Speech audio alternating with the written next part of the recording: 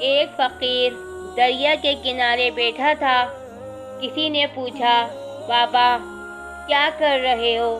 فقیر نے کہا، انتظار کر رہا ہوں کہ مکمل دریا بہہ جائے تو پھر پار کروں۔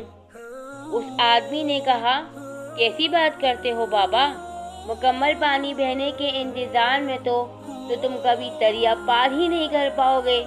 فقیر نے کہا، یہی تو میں تم لوگوں کو سمجھانا چاہتا ہوں کہ تم لوگ جو ہمیشہ یہ کہتے ہو کہ ایک بار گھر کی ذمہ داریاں پوری ہو جائیں تو پھر نماز پڑھوں گا، داڑھی رکھوں گا، حج کروں گا، خدمت کروں گا، جیسے دریا کا پانی ختم نہیں ہوگا اسی طرح زندگی ختم ہو جائے گی، پر زندگی کے کام اور ذمہ داریاں کبھی ختم نہیں ہوں گے۔